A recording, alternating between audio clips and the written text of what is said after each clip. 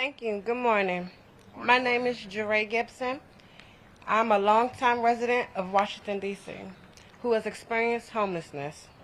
After the passing of my mother and grandmother, I was found without stable housing at the age of 21. Currently, I am staying at the Harriet Tubman Women's Shelter. Over the years, I've stayed with generous friends and family who have opened their homes to me and helped keep me safe. Today, I'm excited to be here for two reasons: the ribbon cutting of this beautiful building, and I get to sign my new lease.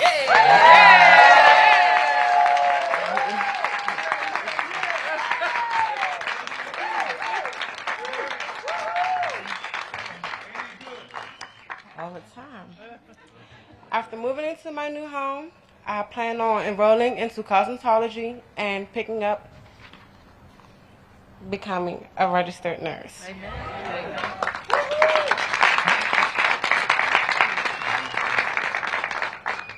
I am proud of myself and thankful for everyone who has helped me along my journey. Now I would like to introduce our mayor, Ms. Bowser, to the podium. Thank you. Thank you. Thank you. Thank you.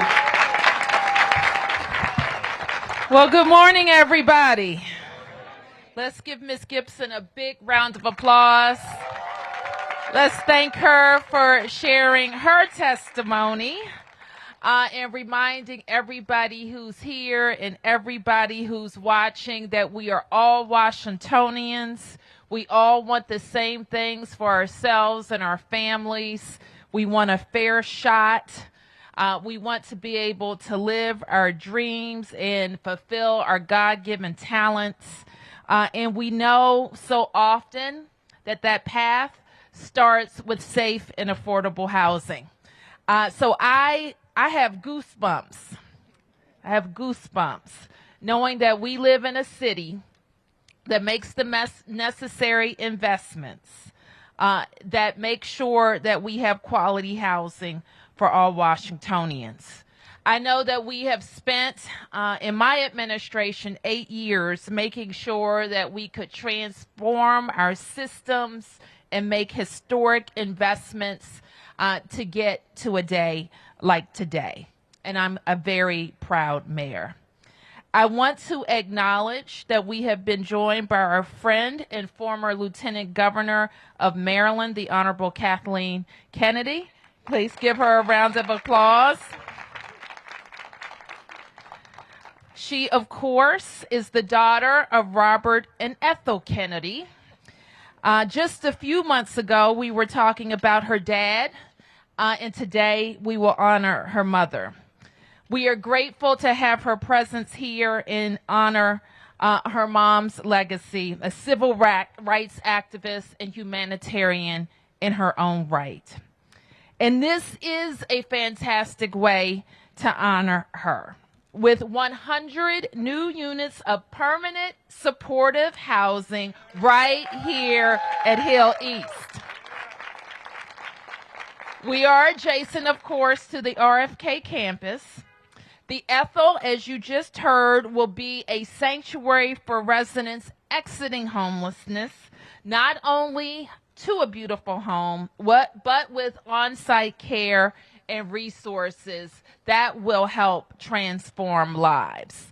There will be case managers here, computer lab, prep kitchen, hair salon, spaces in the building where residents can learn new skills and connect with the community.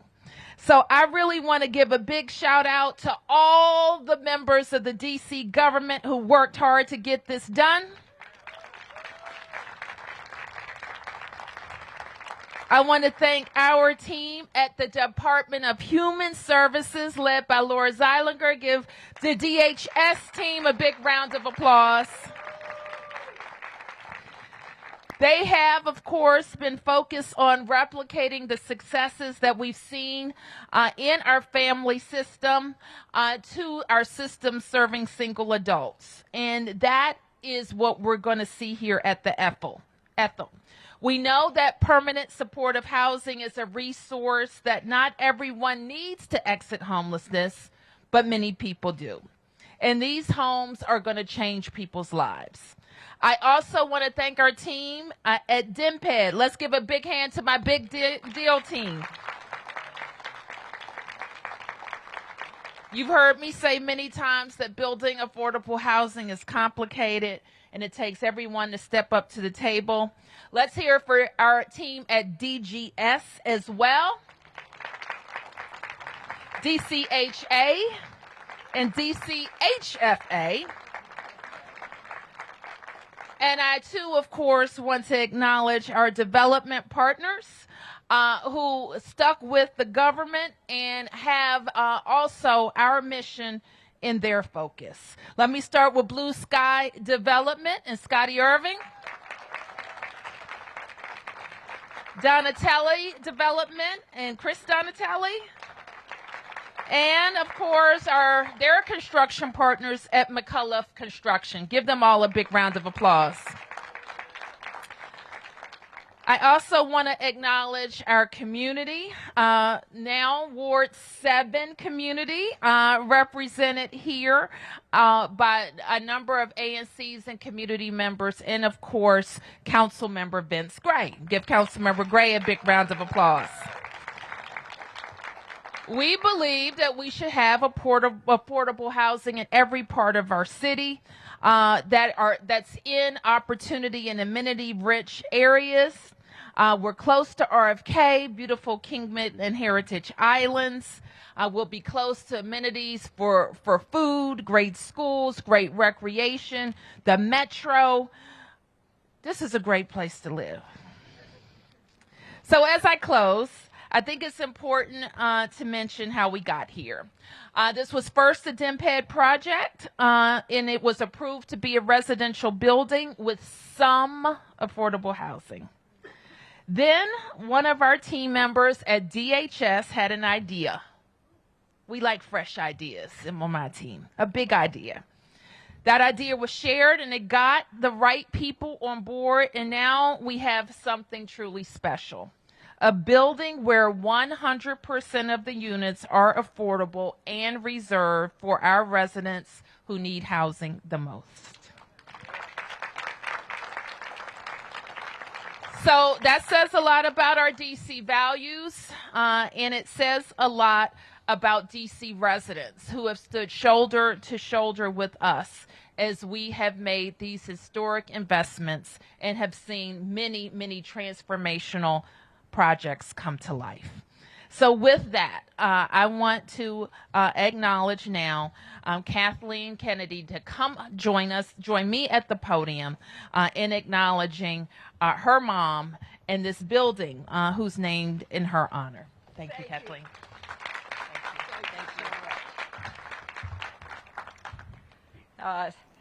Thank you, Madam Mayor. You gave a wonderful, wonderful remarks, and I love the idea of new ideas and new vision and taking chances. And Ms. Gibson, congratulations. You did a terrific job. It's good to be here with you, Vincent Gray. You've done a wonderful job for this city, and it's an honor to be with you. There are a number of people I would really like to acknowledge. Obviously, this would not have been built without Chris Donatelli, so well done, Chris. So thank you very, very much. We're also here with a very, very special person, the ambassador from Ireland. Woohoo! Ambassador Nason. And I think it's... a lot of people have heard of the Kennedy family, correct? Yes. So smart. But Ethel Kennedy has a sister who married an Irishman, 8 kids born in Dublin, and one of them is a member of the European Council. So the Skakel side of the family has also done well in politics. Is that correct? And as you know, as I keep saying, the Skakel side also produced Councilwoman Pinto, who, for some reason, is not here today. We'll call her. I got to check that out. Hello? She's not going to show up for her aunt. Who is she showing up for? Woohoo! Okay. We also, I know, it's totally inappropriate of me to say these things. We also have, can you believe it, a county commissioner from Nebraska, Jim Kavanaugh. Thank you very much. And I think all of that is totally appropriate because I think what you are doing with the Ethel is important for the citizens of Washington, D.C., but also for the citizens of the United States and for the world, because it shows what we can do in Washington for the people who have been homeless to say every person deserves a safe, secure, and beautiful place to live.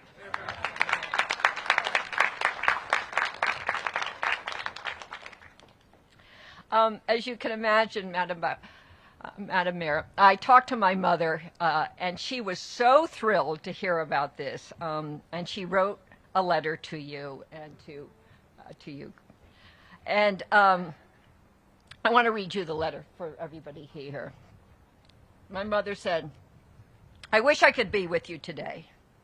I'm so honored that you would name a building dedicated to improving the lives of homeless women and men after me. I'm thrilled that the Ethel is located near two of my favorite places in Washington, RFK Stadium and the Anacostia River. Both hold such happy memories for me. During football season, I took a busload of family and friends to cheer our winning team. And for decades, I worked with the Anacostia River Keepers to clean up the river so that it could be a place where everyone could canoe, kayak, fish, and even swim. It would be a place where people would want to build homes, would love to live, and create communities. You've done that. The residents at the Ethel will have the opportunity to learn valuable skills, whether it be at a beauty salon, a kitchen, a computer lab, or the use of a learning center. They will create their future. They will be able to dream. I love the pictures of the park, a place to walk, to talk, to gather, a place to call home. This neighborhood did not always look like this, but you had the vision to say, why not? You made it happen. With admiration and thank you, Ethel."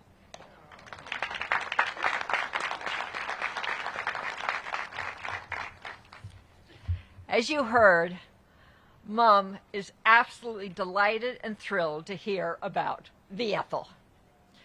To tell you the truth, she hates the name the Ethel. For the last 20 years of her life, she made everybody call her Kate. So if you decide to change the name, she's totally sympathetic.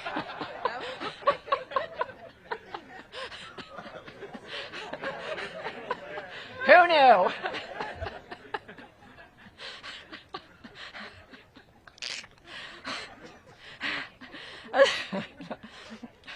As many of you know, one of Mummy's favorite activities is watching NFL football, in person if she can, and on TV if she must.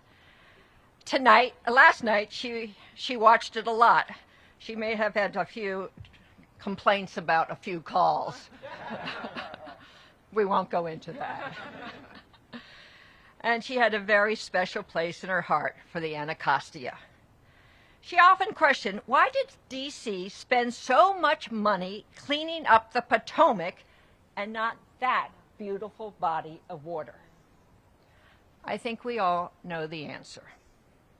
So Mom recruited her friends, the D.C. mayor, before you, and anyone she could find to focus on the Anacostia. She made them clean up, come out here, work in the river when it was hot, when it was cold, any time she could get anybody to come anywhere near her, they were off to the Anacostia. Mummy also partnered with St. Anne's to invite children in foster care each week to swim at Hickory Hill during the summer, and many were from this neighborhood. And now she would be thrilled, as all of Washington is, indeed the nation is thrilled, to witness the opening of the Ethel. It is an acknowledgement that every person deserves a chance at every stage in life, a chance to see themselves as beautiful and worthy, an opportunity to develop new skills and new friends, the courage to dream and a way to make those dreams come true. I grew up in Washington. 70 years ago, there were a few homeless men.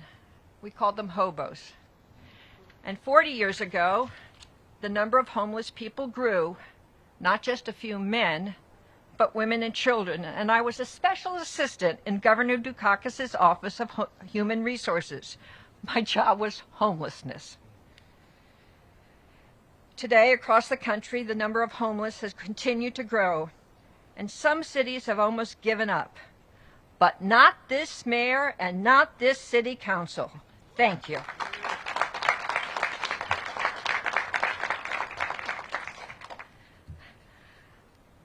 On Saturday, I called my old boss to describe what you are doing.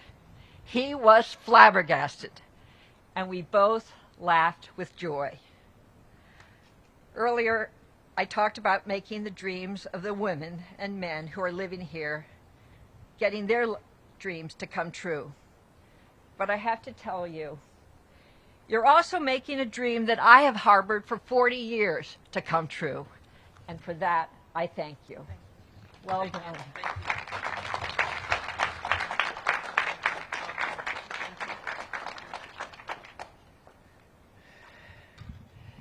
So now I want to acknowledge our former mayor and council member for Ward 7, Vincent Gray.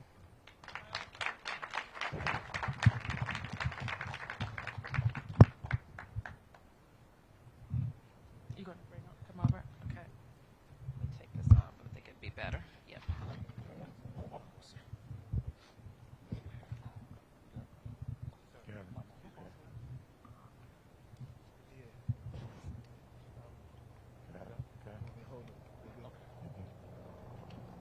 All right, well, good morning, everybody. It's wonderful to be here today, especially with this beautiful sun that's out. Thank you to everyone who's in attendance. So everyone should be proud of all the work, and the most importantly, what it means to the residents and who will call the Ethel home. Today, we celebrate this important occasion.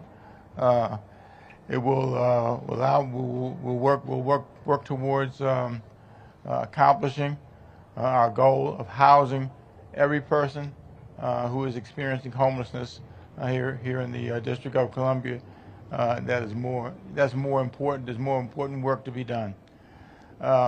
Through hard work and cooperation, we can overcome challenges and make huge improvements on the lives of people who work hard to be able to create great needs and opportunities for us. It is my great hope that every person visits the Ethel makes it important to reflect on who and what that name stands for. A name that inspired by Ethel Kennedy. That should be something for all of us. Okay, let's give it up for Ethel Kennedy.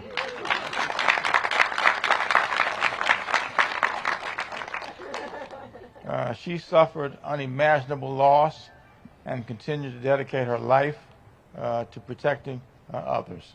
Ethel is a champion for her human rights, and she lifts us, every one of us, up.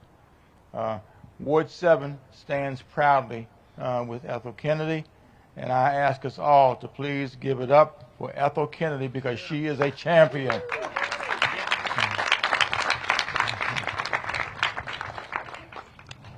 Thank you, everybody. I appreciate you, and let's recognize how we now have a wonderful opportunity to take this to the next stage of life here in Ward 7. Thank you so much. Thank you.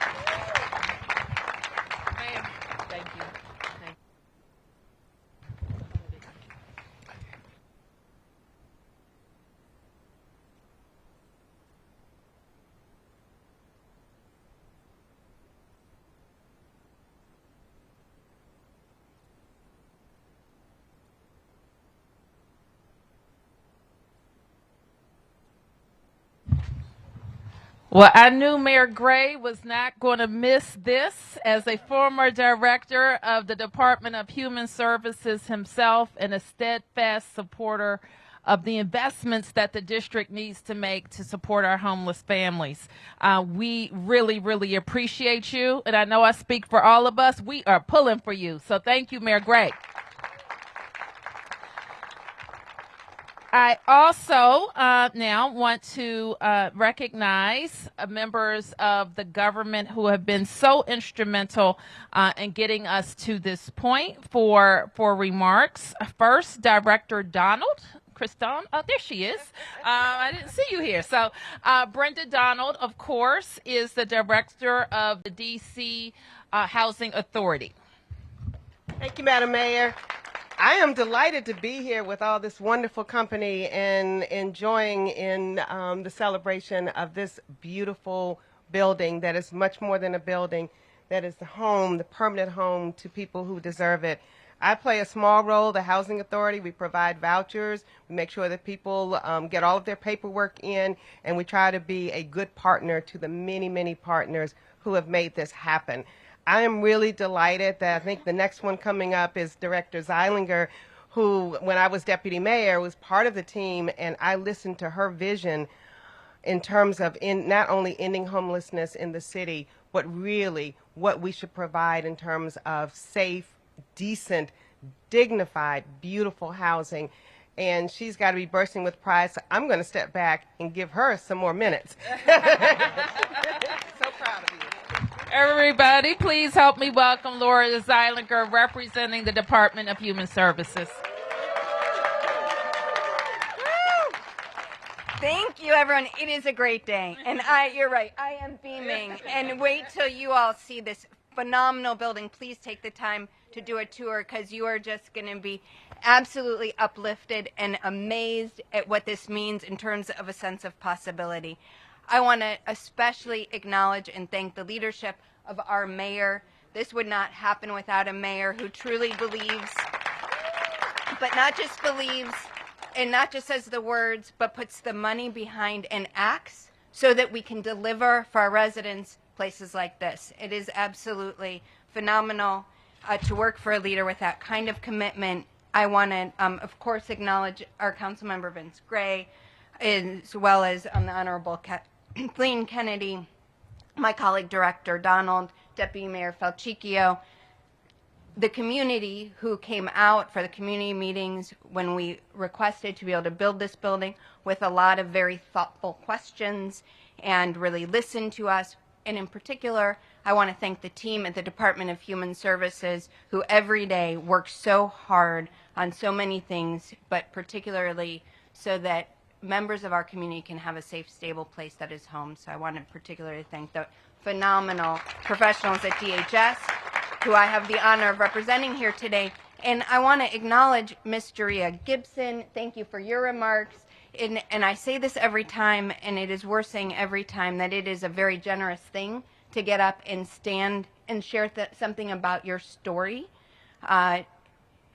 Most of us don't have to do that, don't have to talk about the struggles that we've had and the opportunities, but it is so important in giving hope to people who desperately want a safe place that is home and don't believe that it is possible. And it is possible. And so thank you for that. Thank you for your generosity and sharing your personal story.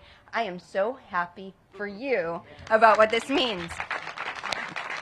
So there's a lot that's been said about what is in the amenities that are here. You will just, the building speaks thousands, if not millions of words for itself. But the thing I want to remind all of us is that when we design around well-being, everybody wins. So what does that mean to design around well-being? Well, our mayor said, we are all Washingtonians.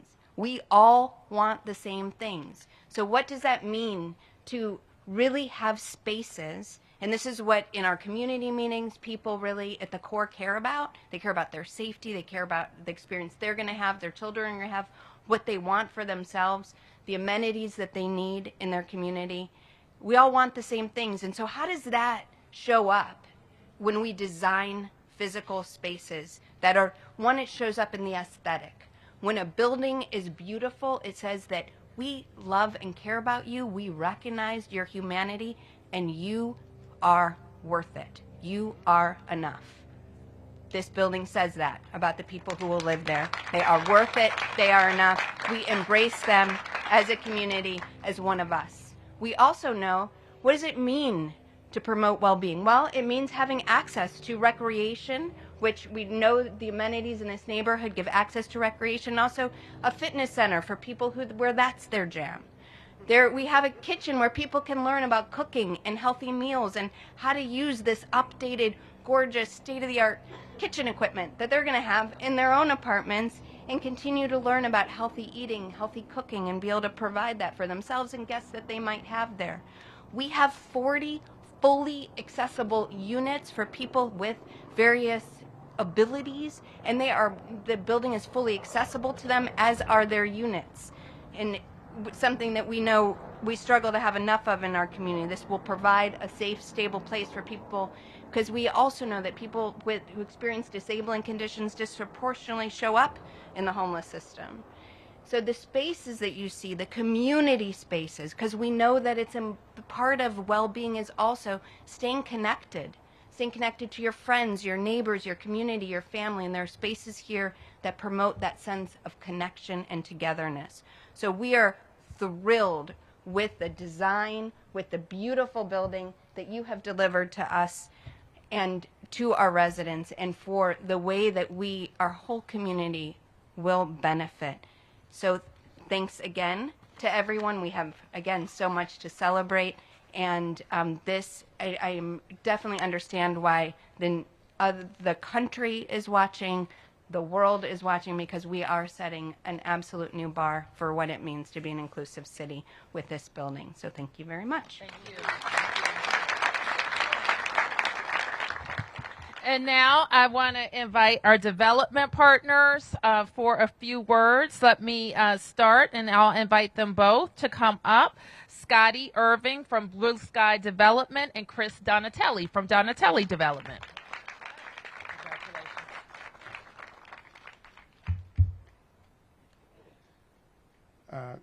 Good morning, everyone. Let me, first of all, thank God for allowing us to be here today. You know, as a young man at 4 years old who saw his city burnt down, you have no idea that you will be a part of the solution and not the problem. And that's a blessing unto itself. And I'm so thankful for that. Today we celebrate yet another milestone in providing housing solutions called a Ethel. Yesterday, today, and forever, we will continue to strive to make our city a place of magnificent intent, a place that serves us all. Paraphrasing Kendrick Lamar, let us have places like the Ethel that serve us as we motivate to keep our genius in our brain moving forward. Stand together to make our community a place where good prevail and not evil. Let us help continue to make the world and our community a better place that we all need to see. I want to just say to the Kennedy family that my wife, Sharonda, was a teacher at Watkins, and she knew, I think, your nephew, I think it was Gideon, and grandson, and she was honored to be a part of his life, to help him develop. And when the situation happened, my wife was really disturbed and sad that that took place. So we want you to know that your family is in our heart, and we're here to, in any way we can, and continue to support you. Thank you.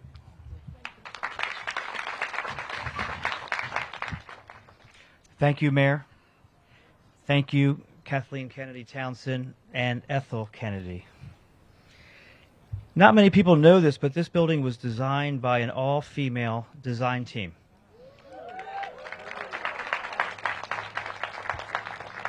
So I'd like to defer my time so that we can hear from our lead architect, Rosanna Torres from GTM Architects. Rosanna.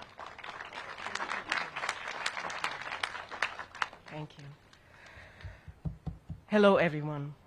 Today is a very special day, and certainly for all of us here, but most of all for those individuals who soon will call the Ethel their home.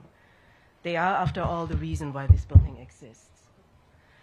I have been an architect for many, many years, and I would say that this is probably the most meaningful building that I was part of. And as the lead architect on this project, I and everyone else on the GTM team, I'm very proud to be a part of this Ethel. It is a great example of the kind of architecture we love to do, to design a building that fits into the community historically and culturally, as it had been here from the beginning. You might like to know that the GTM architectural team that worked on the Ethel also reflects Washington, D.C.'s incredible diversity. We are women, men, black and white, Asian and Hispanic, immigrants and native born. From our offices in D.C., GTM Architects thanks Muriel Bowser and everybody else who was involved in this building, Blue Sky Development and Donatelli Development for inviting us to be part of their plans for expanding affordable housing in the nation's capital. And I hope we will continue doing so. Thank you very much.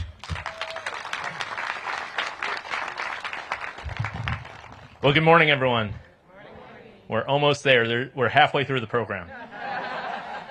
So my name is John Palchicchio. I'm the Deputy Mayor for Planning and Economic Development. And thank you, Mayor Bowser, for assembling us all here today. I did want to acknowledge at-large Councilmember Kenya McDuffie for his work as the chair of the Committee on Business and Economic Development.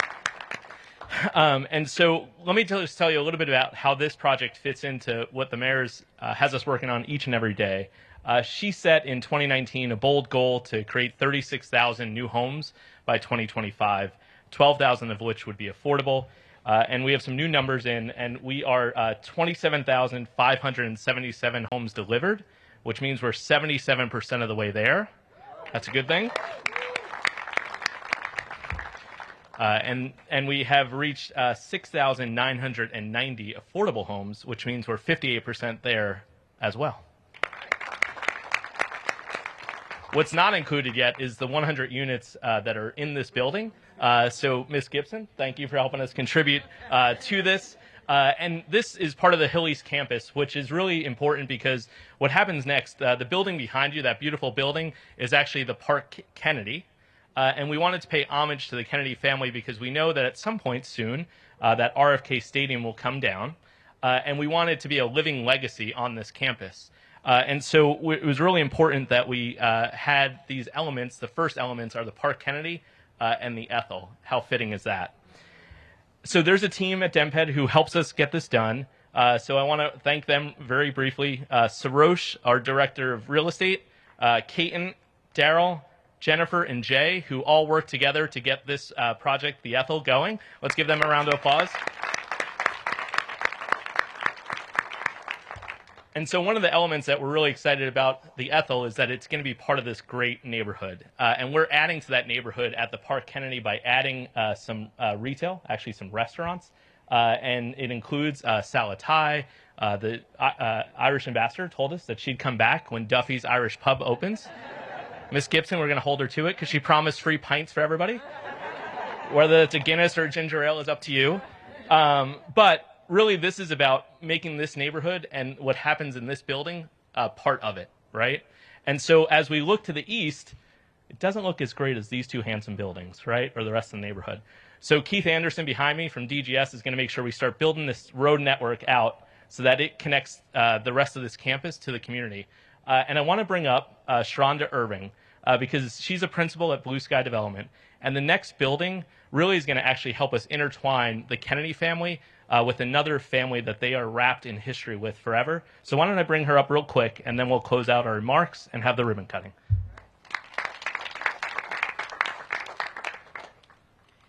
All right, good afternoon, everybody. Just it's such a beautiful day for such a beautiful occasion.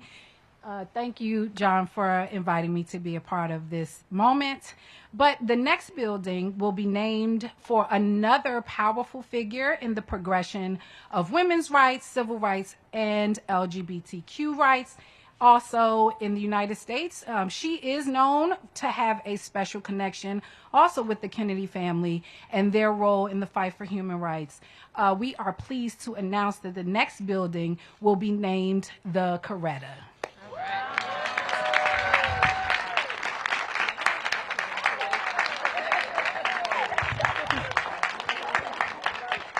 So each and every year, in many ways, we honor the Kennedy family and the King family together. And so now the living legacy on this Hill East campus, something we could all be proud of, Mayor, is that they'll stand together next to each other, the Ethel and the Coretta. So let's give the team a round of applause for that. And then I always love a good quote, so I'm going to end with this one from Ethel Kennedy, which is, if you see something wrong, if you speak out, you can change it. Now I know where Councilmember Trayon White gets his quote from. So with that, we're going to cut the ribbon, and then we're going to go inside real quick. The mayor's going to come out after we cut the ribbon to talk to the press right here. So thank you all for sticking with us through this program, and thank you all for being part of the Ethel. We're so excited. Thank you. All right, ready? Just before we cut, we're going to take a picture. Smile. Okay, 1, 2, 3.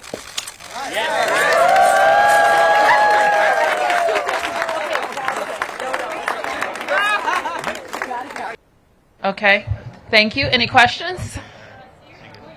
That says about 4,400 people last year were experiencing homelessness. This unit or this building has 100 units. You know, what are the next steps to try and get these people into these buildings like this, but also to address homelessness overall in the city?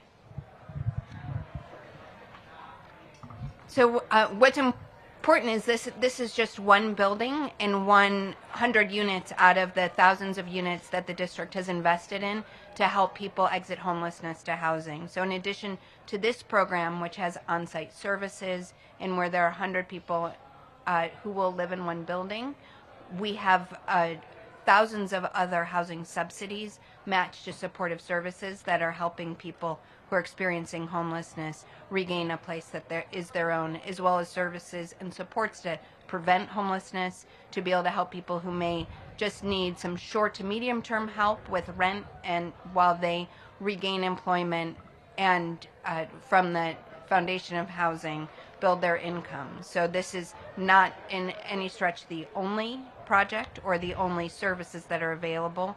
And with the resources we have appropriated, we are very confident in our ability to reach the goal of ending chronic homelessness in the near term, just as we have reduced homelessness among families over the last several years.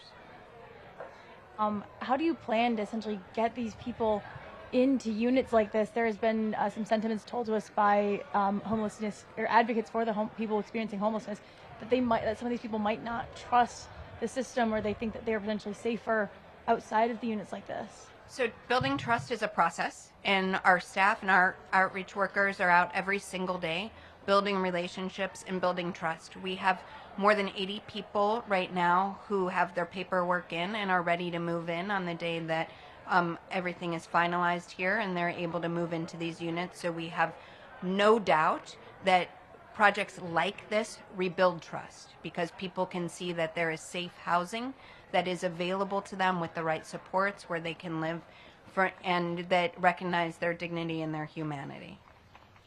Any other questions? I'm just curious. When you have a building like this, and quite frankly, if you have poor people living here, it seems like my experience is they don't keep it up. I mean, that many times that the city doesn't keep it up. What about maintenance here? Yeah. So So there's agreements that we have with the developer in order to maintain it, and a standard by which we will require them to maintain it. There's also, Laura can talk a little bit more about the human services component. If you walked into the lobby, you saw some offices. There's actually probably more office space than you would see in a market rate, and that's that residents are always connected to the services that they need. And so there's a lot of engagement that happens in this building that might not happen in a market rate building. I'll turn to Laura about the services that are provided here.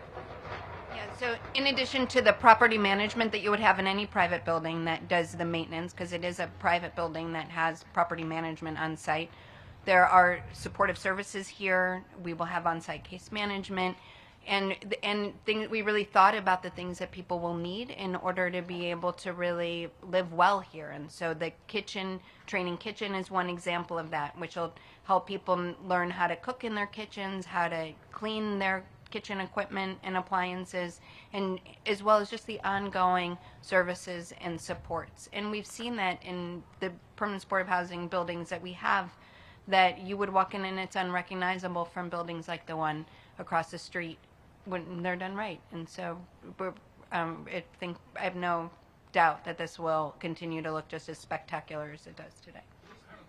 About the pace of voucher placement, as in waiting lists and delays, and there's a national shortage of caseworkers and outreach workers. We've heard also from the city that outreach workers in the city, there's somewhat of a slowdown there without people placement. Can you talk about that, if there's a staffing shortage that's getting people from being on the streets to actually into homes with vouchers? Yeah, so we are not immune from the labor shortage that is consistent in our country, particularly in human care professions, and we are experiencing that. So right now, we contract with about more than 17 different organizations that provide supportive services that match to the housing subsidies we were talking about, that provide permanent supportive housing for people who benefit from those ongoing supports plus housing affordability. And that has slowed down the pace at which people are moving into housing. There's a number of measures that we're taking to increase that, and we do expect that we will fully get to the goal of using the resources we've appropriated. But it certainly is an issue, and we do have a backlog of assignments to case management. Reports that 1 in 4 of the subsidized housing units in the city are empty. Could that potentially be a means of addressing the homelessness here in the city? Sure. I'm Brenda Donald from DC Housing Authority. So that's pertaining to our units within our public housing properties. And we have a process that we're going through now, pulling people off of the waiting list to match them up with available housing units. And we've really stepped up our efforts in the last couple of months to decrease the number of vacant units that we have. Once we get through this current wait list, which was frozen in 2013, we're now up to 2011 and 2012, so we're very close.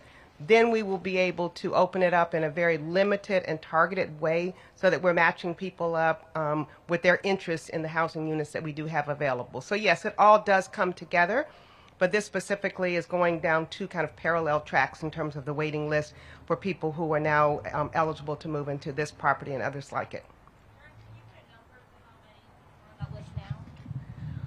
Yes. So we have one large list that the number is 36,000 people.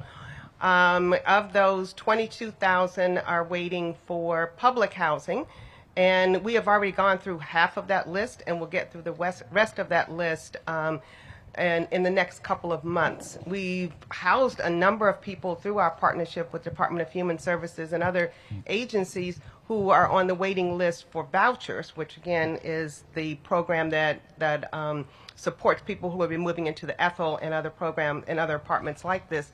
And that list, I think we've housed about 1,800 people in the past year. So we are moving through it, but we're inching through it, and we're about to make some changes that will accelerate that process. A couple of kind of logistical questions. I think Director Zeilinger might have answered one of my questions. The occupancy rate right now, you said 80 people have signed up. So does that mean this is about 80% occupied, or is this all the units? It's not occupied yet. But we have... are there available units here? If there are people experiencing homelessness with a voucher or looking Could they get in here, or are all the units I spoken think for? just about all of the units are spoken for. There may be a couple for people who need particular accessibility features that we're still matching. And so all of the residents here their rent would be paid by vouchers. They would pay 30% of their income toward the rent, and the balance would be paid by a voucher. So who owns the building? Who is the landlord? So it's Chris Donatelli. Okay. And so how much are they getting for each unit if you combine the 30% that the resident is paying and then the voucher that they would get? How much is the landlord collecting on each unit here? We'll get it to you. You can get me that? Yeah. Is it market rate? Is it above market rate? It's market rate. It's at market rate. Mm-hmm. Okay. And utilities are included in the rent. And then, Mayor Bowser, a somewhat related topic. On Wednesday, the Park Service plans to clear out McPherson Square. This is something you've coordinated with, actually, according to the Park Service, this is something your administration asked for. In the past, I know the policy is you've tried to adhere to is not doing encampments, removing encampments during hypothermia season. Can you just explain, there's several council members have come out asking for this to be delayed. Can you explain why during hypothermia season you're still going forward with this removal at this encampment? Mark, this is not a new policy for me. I think the safe place for our residents to live is in shelter or in housing. And we want to connect our residents to shelter or housing so that they can also have the supportive services that they need. It is also my belief that we have very dangerous conditions in some of these encampment areas that cannot wait. Allowing encampments to get bigger does not make them safer and does not get our residents to the help that they need any sooner. Some data from your office that I very much appreciate about the outreach that's been going on to the 65 people who are currently living there. And while it seems like DHS has made contact with the vast majority of those people, it doesn't seem like the vast majority of those people are really cooperating or really signing up for some type of permanent housing or some other option. Can you talk about the kind of what's going to happen to the majority Well, Mark, of people? I don't think that any of us should pretend that these issues are simple, that they're black and white, or that they're perfectly linear, or that you flip a switch and automatically something changes for people who are in really tough situations and for a myriad of reasons. In no single case I haven't come across as exactly alike. And our approach has been to make sure that we are connecting people to services, and we will keep working with them and keep working with them and keep working with them. But what we cannot allow is for dangerous encampments to grow in our city. I don't believe, Laura would know. There are 2 residents that are from McPherson Square that are matched to this building. Mayor Bowser, can I ask you 2 off topic, please? Okay. One has come to our understanding that you no longer have a DYRS director. Can you confirm and shed any light there on what's going on? Yes, we will be naming, if we haven't named yet, an interim director. We've gone in a new direction with that agency. Some folks are coming forward saying that she may have been forced to resign. Any truth there? I asked for her resignation. There is truth there. Why? Because I think that we need some new leadership at the agency, and I won't say any more about that. Okay. Separately, the Good Hope Road shooting that happened on Friday, it's now, come to light that it looks like police shot the wrong suspect. Your response to that?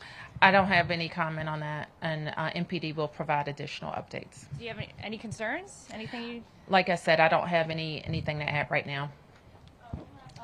Reports that Nationals owner Ted Lerner has died. I learned this morning that Mr. Lerner has died. He was 97 years old and a great friend of Washington, a DCPS graduate, and a longtime owner of one of our major sports teams. And so I'm sending my well wishes and prayers to his family. I have many memories with him. He believed in the Washington Nationals. He wanted them to be winners. He was very proud to bring a World Series home to DC and be a part of the revitalization of baseball in D.C., which is a big thing. Baseball was gone for D.C. for a long, long time. I tell people often that, you know, as a person who born and raised in Washington, D.C., I wasn't raised with baseball.